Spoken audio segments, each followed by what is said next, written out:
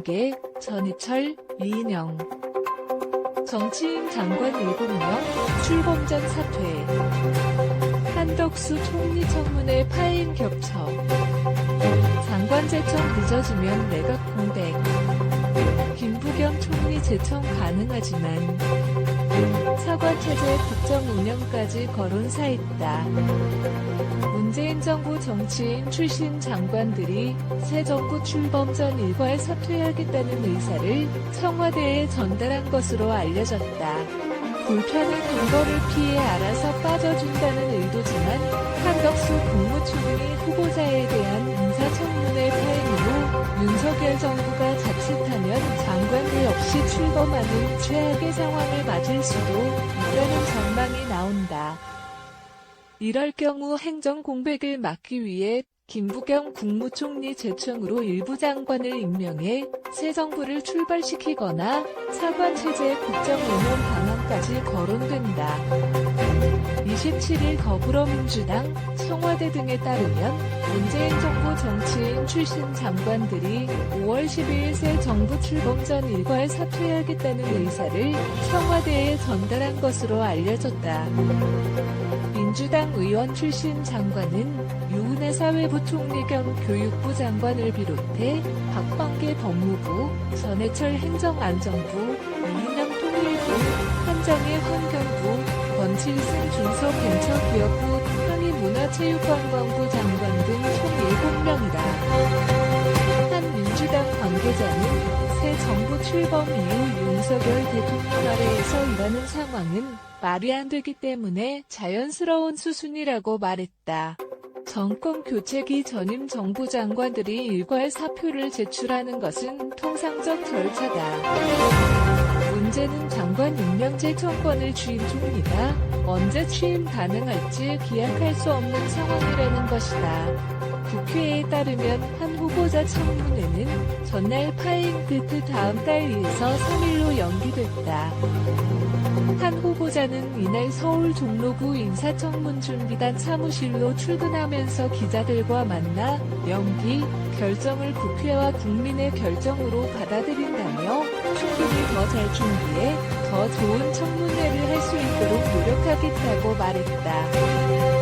윤석열 대통령 당선인이 지명한 장관 후보자 가운데 일부는 인사청문회에서 낙마할 가능성이 있는 데다 한 후보자 인사청문회가 파행으로 끝나 새 총리가 국회 인준을 받지 못하는 상태에서 국무위원들이 대거 공석이 된 와중에 정부가 출범하는 최악의 상황을 맞을 수도 있다.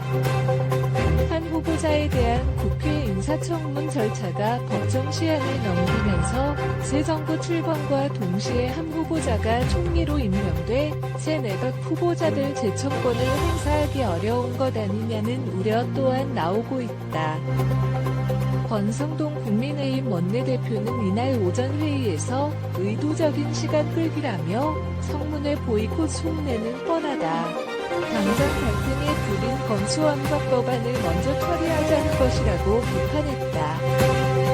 이어 국무총리 후보자 인사청문회 지연도 문제지만 장관 후보자 일정조차 못 잡는 상임위원회가 한두 곳이 아니다며 민주당이 계속해서 지연수를 쓴다면 새 정부 국정 운영의 차질이 불가피하다고 토로했다. 정치권 일각에서는 민주당이 한동훈 법무부 장관 후보자를 포기하지 않거나 민주당 전당대회가 열리는 오는 8월까지 의도적인 줄다리기를 계속할지 모른다는 전망까지 나온다. 한덕수 후보자의 재청권 행사가 어려워질 경우에 대비해 새 정부 초기 행정 공백이 최소화되도록 김 총리가 윤석열 정부 초대 장관들에 대한 재청권을 행사하게 될지도 주목된다.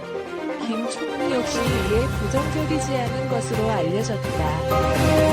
총리실 관계자는 김 총리는 새 정부가 출범하면서 국정 운영에 공백이나 차질이 생겨서는 안 된다는 생각이라며 필요한 경우 새 정부 출범 이후 2-3일 말미를 두고 재청권을 행사할 가능성이 있다고 말했다.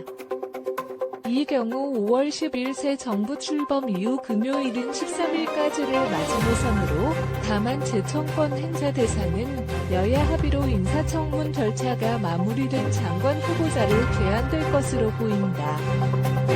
한 국민의힘 관계자는 총리, 장관을 임명하지 못하고 정부가 출범하게 되면 차관 중심 체제로 가야 하는 것 아니냐는 얘기도 슬슬 나오고 있다고 말했다.